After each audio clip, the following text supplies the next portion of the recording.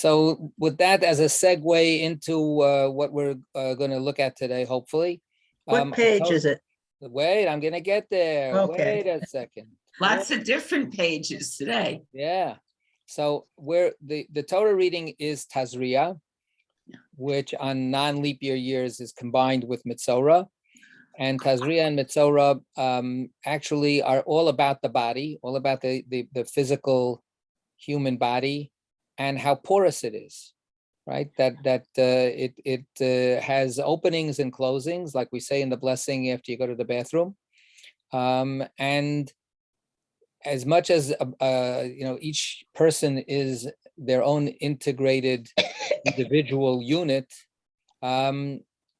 we are open to we're taking in and expelling constantly from the outside world, right? We're breathing, we're eating, we're absorbing all kinds of stuff, and then we exhale and we excrete and we sweat and we do all kinds of things.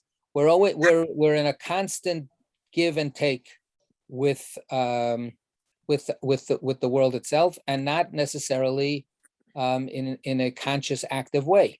Our bodies are doing it all the time without us intending it or thinking about it.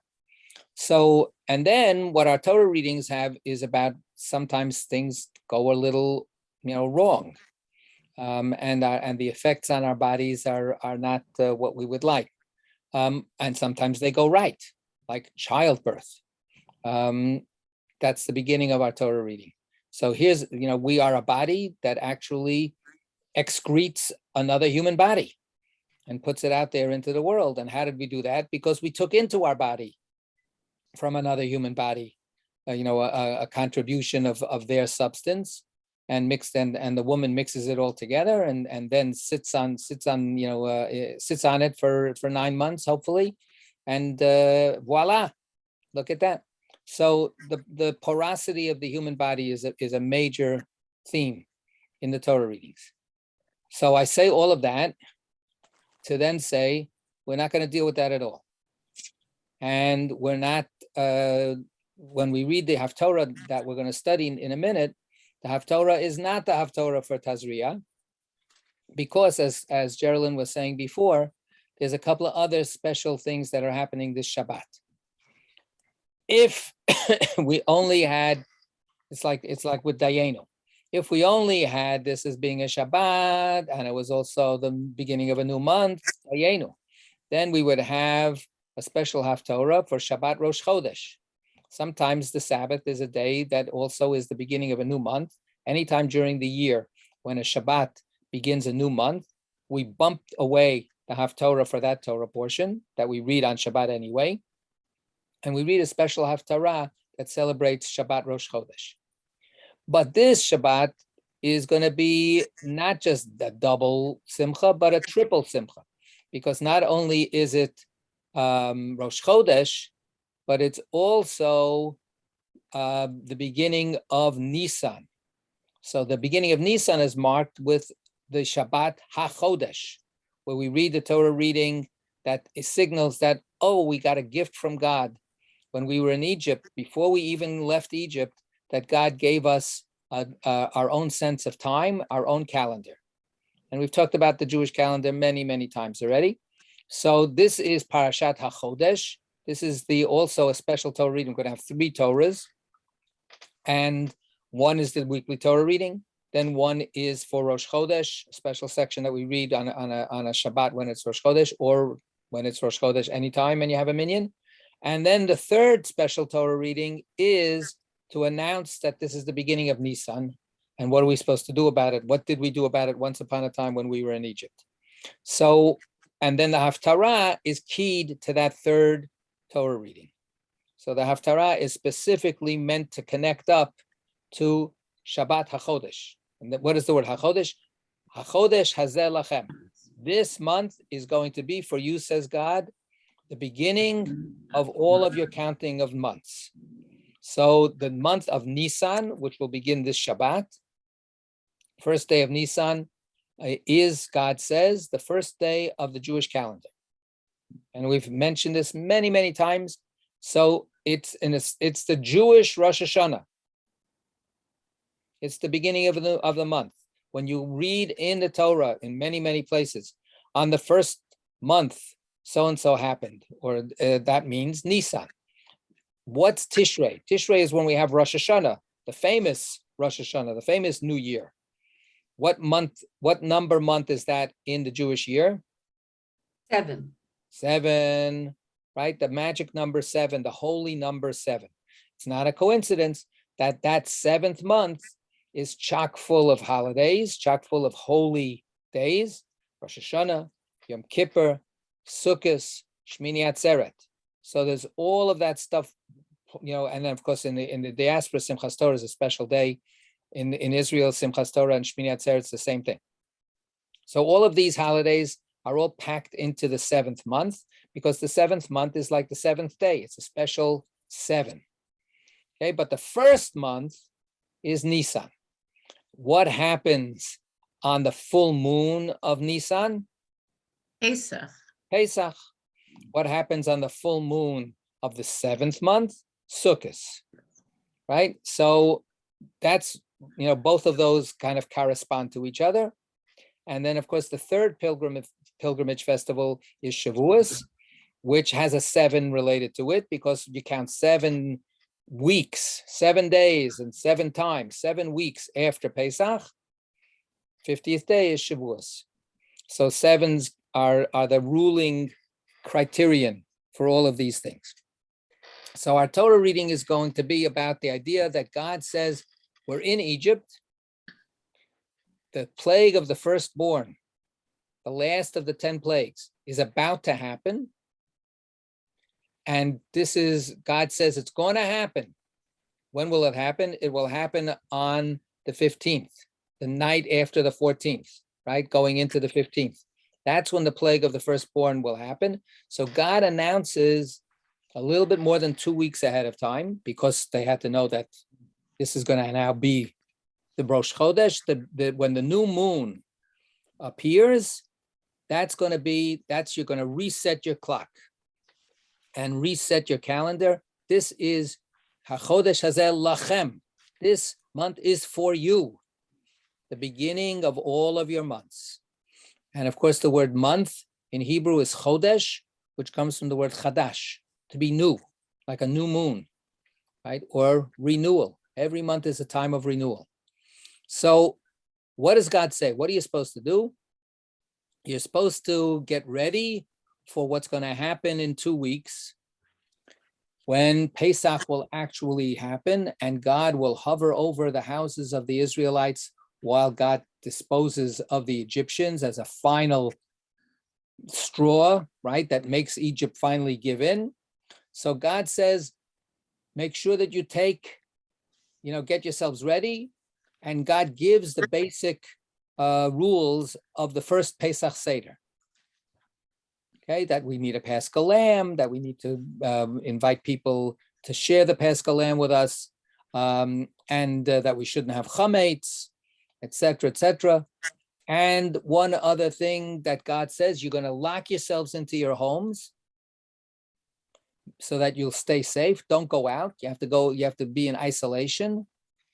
And what do we do around our doors? The blood. We draw blood, right? We take the blood from the slaughtered Paschal lamb. We collect the blood from the lamb and we smear it on our doorposts, on the doorpost that leads into our home, right? And God says that's going to be a sign. If you do it, you're a Jewish home. You're going to be celebrating Pesach that night, and I will protect you. If you don't do it, then you're not part of the group, right? Then the plague of devastation and death will spread over every other place. So that's the basic message of the Torah reading. So important to take note that the first Pesach, I've said this so many times also, the first Pesach happens before we leave Egypt. Now, we always say that we celebrate Pesach to remember God took us out of Egypt. But actually, we didn't geographically, physically leave Egypt until after the Seder happened. The first Seder, when we ate the Pesach lamb, we ate the matzah, and we had them and the maror, the bitter herbs. That first Seder happened in that secured space, that lockdown situation. So, in what way could we say that we left Egypt? It's a lie.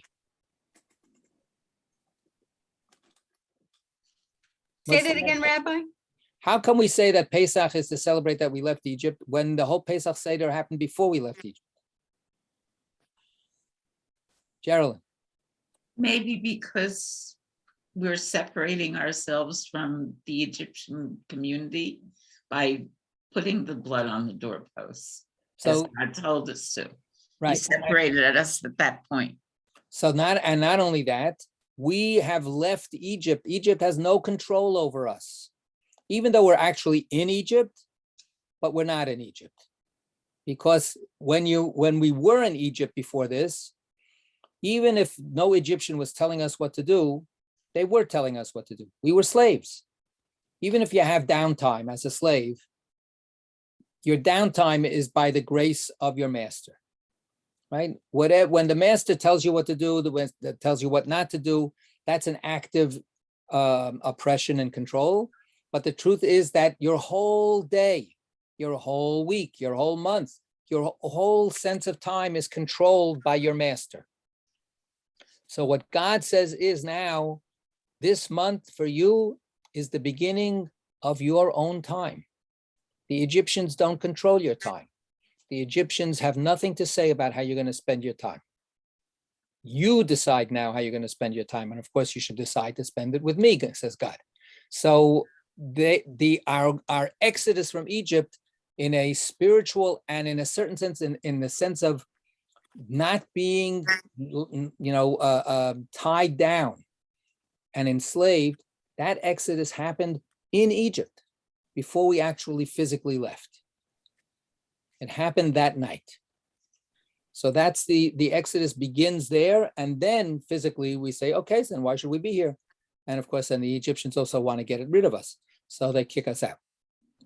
So it's not so much the physical move that is important, it's the social, spiritual, psychological change that happened at that moment, taking time back to ourselves.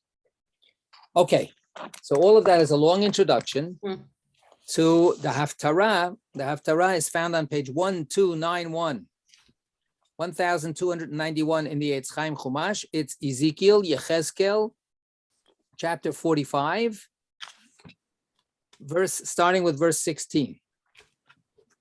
And those Sfardim, again, they did it again. They shortened the Haftorah by 3 psukim. Can you imagine?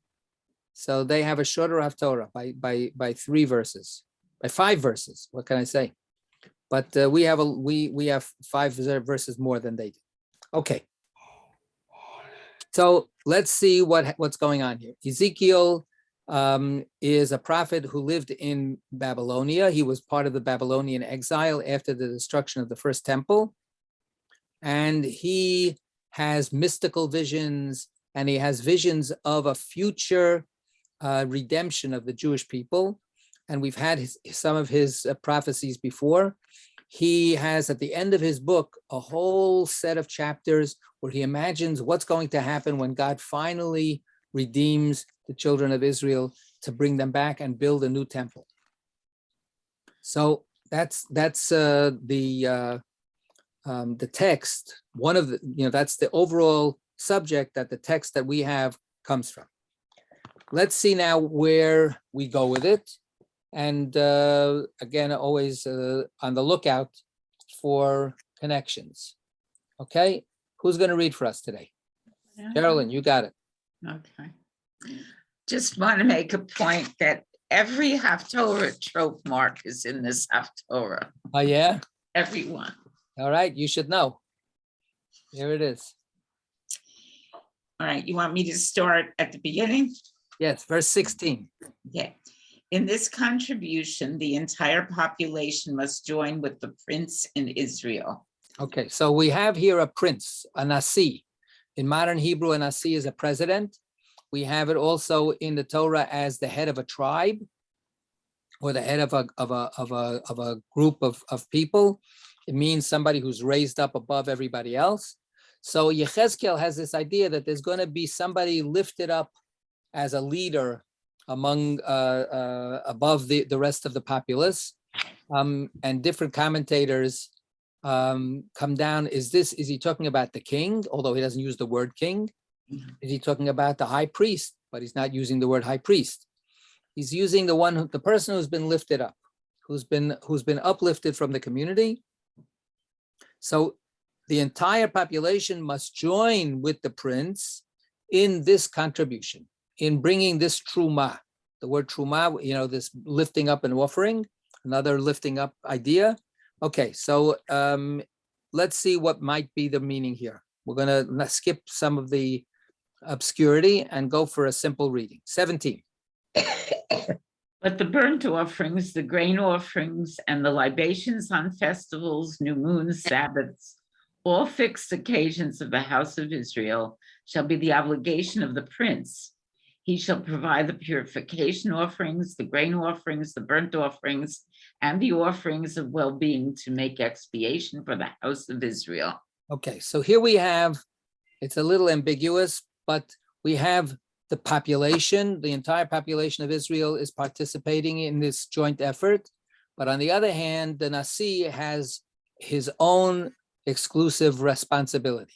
So it's not clear, is it the responsibility to offer the sacrifices that everybody contributes to making sure that they get brought to the temple? And then he's the one who has to then discharge the obligation of making sure that they get sacrificed, sort of like a priestly idea. So, or there's collective fundraising for certain sacrifices that have to be done for the temple. And then besides that, the prince has his own obligation to bring sacrifices out of his own pocket, right? Not from the kitty that is established from the entire population. It's not clear one or the other, but there is this range of sacrifices that's going to have to be brought on the holidays. Okay. Thus said the Lord God, on the first day of the first month. When is that? What's the first month? Nisan. Nisan, the month that's going to begin on Shabbos, right? The month when Passover happens. Okay. So on the first day, on Rosh Chodesh, Nisan, you shall take a bull of the herd without blemish, and you shall purify the sanctuary. The priest shall take some of the blood of the purification offering and apply it to the doorposts of the temple, to the four corners of the ledge of the altar, and to the doorposts of the gate of the inner court. You shall do the same on the seventh day of the month to purge the temple from impurity caused by unwitting or ignorant persons. Okay. So does anybody see any connections with the Torah reading that we have for this special Shabbat? It's putting the blood on the doorposts before we left Egypt. So this is a repeat of that same ritual of putting, blood on the doorposts. And here it's happening though, when? Seems that it's happening on Rosh day. Rosh Chodesh, first day. Right. So that's not quite what the Torah reading is about. The Torah reading says that on the 14th at night, as it's getting dark, that's when you should put the blood on the doors, then lock your door and celebrate Pesach. By then it's the 15th. It's time, it's the full moon. It's time to celebrate Passover. So here we have an echo of something in our Torah reading, but also a change. What's another possible, salient, it's sticking out here, that there's something that this Nasi has to do on a very specific day, the 7th day of the month. right? On the seventh day of the month, that's what we had there. Shabbos. Well, no. No, it's a month. Seventh day of the month. It's the date. I'm So sorry. let's say the month begins on Wednesday. It's the seventh day of the month. It's not necessarily Shabbos, right? Right. But So on the it's seventh day, creation. right? On the what? Creation, 7 days. Well, it's sort of like recollecting creation, right? You shall. What does it say? You shall do the same. The same on thing. the seventh day of the month. Is the seventh day of Nisan a significant date in the Jewish calendar? The answer is no. Right? We have no special observance on the seventh day of Pesach, seventh day of Nisan. It's a week before Pesach, but it's not any special day. Here it is. Here, what is being taken is if you actually look at a lot of the purification rituals, it's a 7-day purification ritual for, let's say, the person who is a Metzora, like from our Torah reading. So 7 days is a well-known number for purification, but it's not applied at all in the calendar as a set date. There's no month, the 7th day of Tishrei. It's not a special day. The 1st day of Tishrei is a special day. The 10th day of Tishrei is a special day. The 15th of Tishrei, the full moon, is a special day.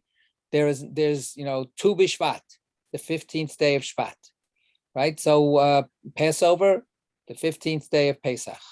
Shavuos is a different story, but it's counting sevens, but it's not. It's actually the 6th day of Sivan, not the 7th. So 7 is here a unique consideration that Yechezkel is setting up. So we have at least 2 things that sort of sound very biblical, but they're actually different. The blood on the door reminds us of the blood on the door that happened in Egypt, but it's not on the right day. And then we have this repeat of that ritual, again, not on the right day, on the 7th. So what's going on? So overall, and you can read some of the notes if you have the Eitz Chaim, and we had it before in other haftarahs that come from Ezekiel, from Yechezkel. The end chapters of Yechezkel, which are this vision of this new temple that will be brought, that will be built for the children of Israel and God's redemption. There's a lot of stuff that he describes there that does not jibe with what the Torah says is supposed to happen in the temple. It doesn't quite coalesce. And this became a big problem when we wanted to create a canon of sacred writings. We wanted all of the sacred writings to get along with each other, to be consistent with each other. So how could, Ezekiel be taken as sacred scripture if he's contradicting what it says in the Torah? So there was a big problem, and there was a move not to include this book in the Hebrew Bible because it wasn't orthodox. It wasn't going according to the right prescriptions that we already had in the 5 books of Moses. So we have a record of the rabbis saying, but there was this one great, amazing, brilliant person who spent night and day, he didn't let the lamp, at his desk go out, and he just poured over the whole text, and he was able to reconcile everything that Ezekiel says that doesn't sound right. He was able to figure out how it harmonizes actually with the Torah. And then we accepted the book of Ezekiel as a holy book in our Bible. So it's part of Tanakh. What are some of the things that this great man, whose name right now I can't remember, does it tell us here who the guy was? Not in this particular set of notes, but unfortunately he's remembered for good, except I can't remember his name. But what are some of the things that he figured out so that there shouldn't be a contradiction? The answer is we have no idea. There is absolutely no record of how he harmonized the two sources that we have. The 5 books of Moses, Vayikra, Bamidbar, Shemot, all of the things that tell us all of these different things. And Yechezkel, we don't know how he did it. All we have is a tradition that he did. He figured out that they don't contradict each other. So, and that's enough. Dayenu, that's enough for us to remember. We accept it, therefore, that in some kind of strange way, it's possible to smooth this out. It was too important to keep, to not to lose Yechezkel. So we have this, very vague affirmation. It works. Don't ask me how, but it works. So these differences that we have here, they're right there in the text on the page. They don't fit with what we have in the Torah. But there is, in terms of the connection between the Haftorah and the Torah reading, there's one really fundamental connection that we have to appreciate. What really connects this this Haftorah with the Torah reading of the first Passover?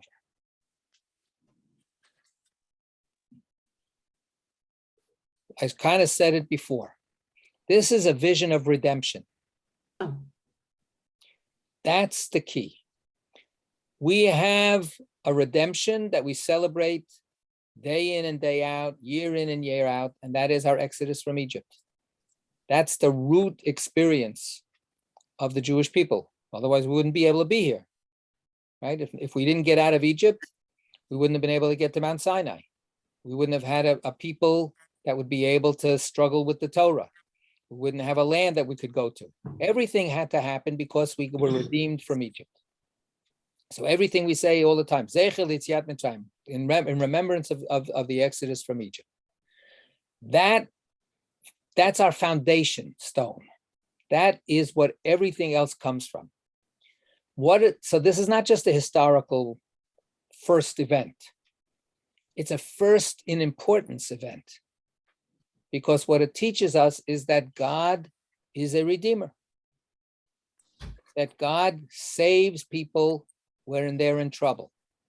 Or that God saves whatever is precious in the world that is in danger of being lost. If we would have been wiped out and continually enslaved by Pharaoh in Egypt, there would be no Jewish people, but more than that, the whole world would be bereft. The whole world would be, condemned to an existence without love your neighbor as yourself. Do not destroy the world. Right? All of these things that are part of the Torah's message to the world. So if we hadn't gotten out of Egypt, the world by now, which is already moving too fast to its own self-destruction, but it would have already self-destructed. So that's the message that we say at the beginning of the Seder celebration, right? When we make Kiddush, and then we have we get ourselves all ready, and then we ask the 4 questions, right? Why is this night different? Why are we doing all this strange kind of stuff? And then what do we answer? Because we were brought out of Egypt. Because we were slaves to Pharaoh, and then God took us out of Egypt. And then we make another statement. We say, so that's it. Avadim hayinu, we were slaves to Pharaoh in Egypt, and then God took us out. Let's eat. Right? No, not so fast. The next line in the Haggadah is, and if had God not taken us out of Egypt, right, we would still be enslaved. Ourselves, our children, our grandchildren would be enslaved. So in other words, into the future, even if we can't even see the future now, the future would be hopeless. There would be no future. There would be no grounds for expecting that anything could get better. So even though there are many times that it's dark and it's terrible and people suffer, but because we have a remembrance that God took us out of Egypt once, that is the pilot light that keeps the fire of hope burning. And then sometimes we're able to take from that pilot light and light a fire, right? And this has been happening in human history. Any place where the story of the Exodus has become known, not just Jewish people, the world, wherever the Exodus story has become known, the world has benefited from that story and used it for its own sense of redemption and hope. Right? The whole African American community is so rooted in this Exodus. Go down, Moses. Right? That's a Negro spiritual, because they know this story and they needed this story for themselves, and it gave them, in their slavery, it gave them the strength to keep hoping that the redemption would happen. So Pesach is the beginning of all hope of redemption. Until that point, there is no historical record that celebrates redemption. Is that right? What? That's the first story of redemption? That's the first, yes. In the world? Yes. Wow. So this is hugely important. Now, what happened after that, of course, is human history. And that wonderful, amazing moment of redemption sometimes can get overshadowed by some of the terrible things that have happened in history, some of the terrible situations that people are in. So it's very hard to keep on holding on to that. What Ezekiel is talking about is a future redemption. And that future redemption, on the one hand, is going to sound like it's going to rhyme sort of with the previous redemption. It's going to have, symbols and associations that remind us of what happened back in Egypt, because redemption and redemption, they're related.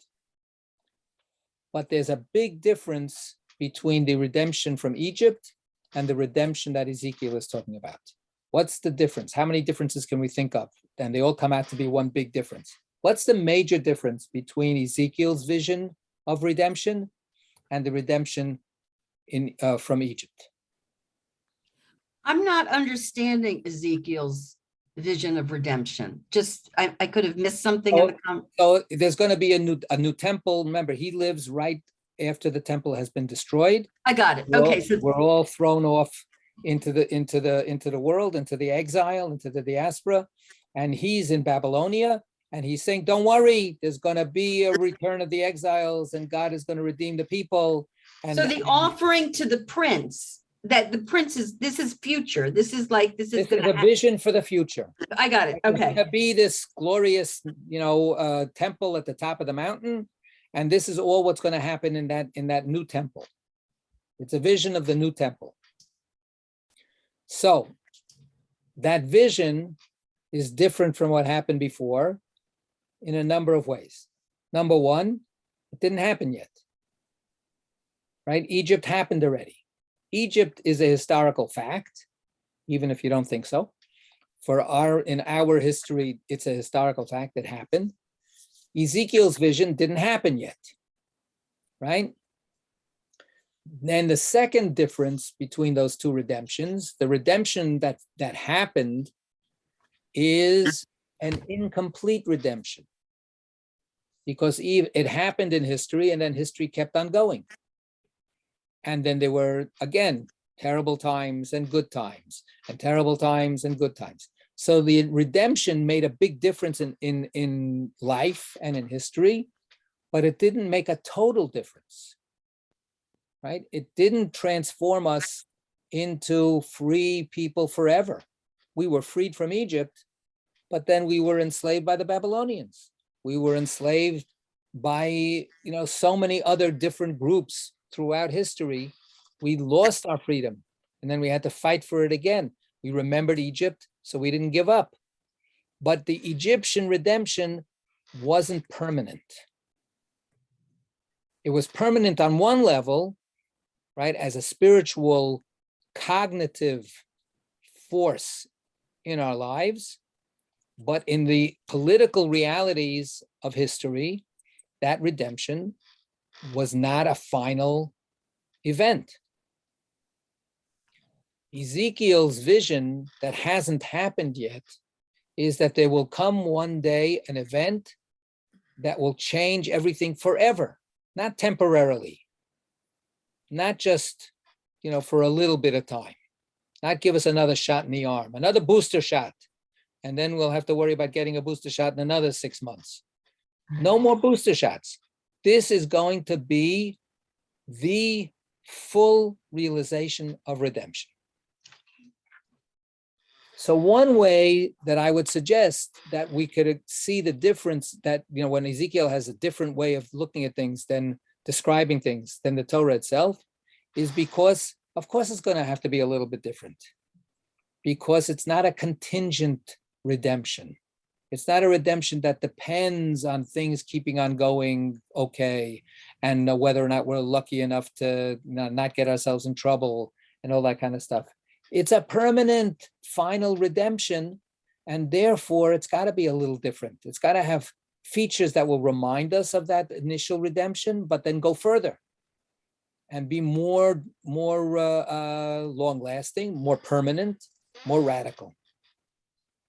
So that what is I think underlying all of this stuff that we will encounter is the idea that to create that final redemption, you can't just repeat what we've done before. What we've done before maybe brings momentary relief, but it doesn't bring permanent relief. Right? The permanent relief will need something a little different, connected, but different at the same time. Let's turn the page, 1292. This is verse 21. On the 14th day of the first month, you shall have a Passover sacrifice, and during a festival of 7 days, unleavened bread shall be eaten. On that day, the prince shall provide a bull of purification offering on behalf of himself and of the entire population. And during the 7 days of the festival, he shall provide daily for 7 days, 7 bulls and 7 rams without blemish for a burnt offering to the Lord, and 1 goat daily for a purification offering. He shall provide a grain offering of an ephah for each bull and an ephah for each ram, with a hin of oil to every ephah. So too, during the festival of the 7th month, for 7 days from the 15th day on, he shall provide the same purification offerings, burnt offerings, grain offerings, and oil. Right. That's Sukkot holiday on the 7th month, and the one before is the Passover holiday. Beryl. Is there a difference between sin and purification? Because I'm reading a different translation, and almost every time that the Eitayim says purification, my translation says sin. Right. So the Hebrew word is chatat. Do we have it? Let me just par chatat, for instance, verse 22, right? The bull of the purification, this offering is what it says here, and you have bull of the sin offering. So we've actually looked at that a few times.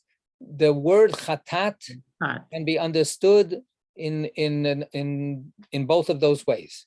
It could be related to the word chet, which means sin. So it's an expiation or a purification offering because it's triggered by the fact that you did a sin. So that's why it would be called a sin offering, right? But the other way of reading it in the Hebrew is that the word chitui means cleaning up. So then it's the positive side. It's not focusing on the fact that you have to bring this because of the schmutz. We understand that there's schmutz. Now let's do the cleaning up. So that's the purification.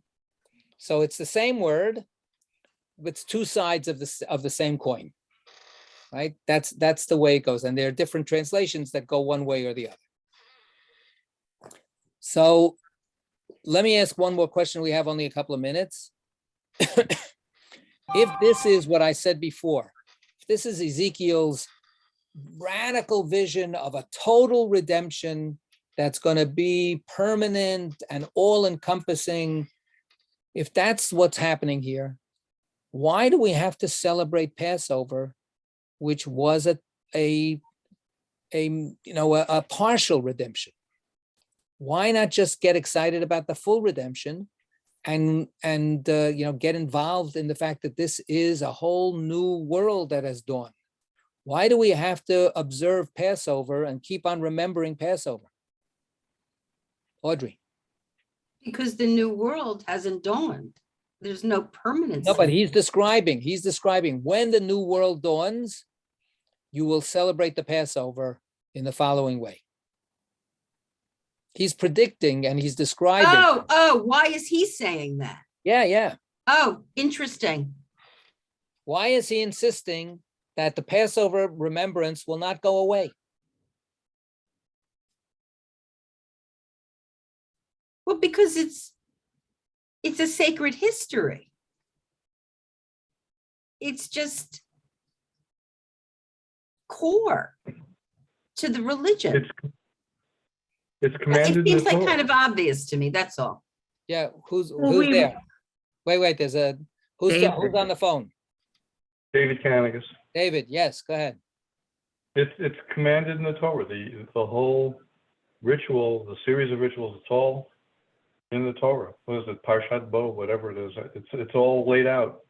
Right. So but that sort of begs a bigger question. When the final redemption happens, is the Torah as written going to be still in effect? Isn't the Torah as written tailored to the imperfect world that we are living in presently? And when the world becomes perfected, in what sense is that, the Torah's, sin offerings? What do we need a sin offering for? We're not going to be sinning anymore. So, just because the Torah says so many people say, of course, the Torah is eternal, it'll never change. And this is, and it has to be, kept. But, it's a little more complicated, I think, than that. Yeah, Jen.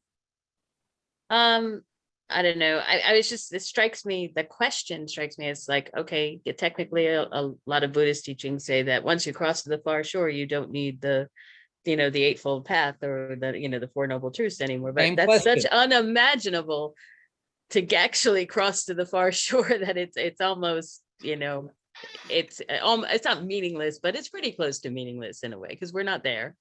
And I'm at least not expecting to happen in this lifetime. Right, but Ezekiel is very sure. He's got it down to every little minute detail. He's envisioning getting there. So it's not quite there. We're supposed to be finished.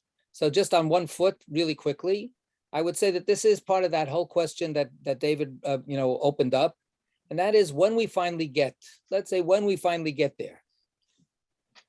Are we going to be so transformed that we're not actually still going to be ourselves? What does it mean to be yourself?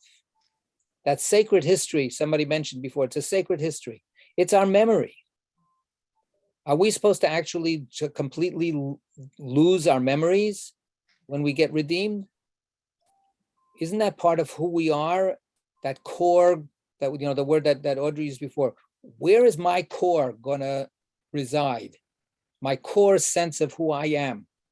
To be redeemed, am I going to then be turned into a chameleon or something? What does it mean to be? Am I going to stay me but be redeemed? If I'm going to stay me, then I need to remember what happened to me. That's part of who I am, right? And to be grateful for the fact that I got that partial redemption that made it possible for me to get to this place. It's only thanks to the Passover that I was able to finally make it, to the other shore, to the promised land of perfection. So the Passover never should be forgotten, because even though it doesn't compare in perfection to the final redemption, but the final redemption never could have happened without that Passover. So we need to hold on to it. All right. Take care, everybody. Sei gesund.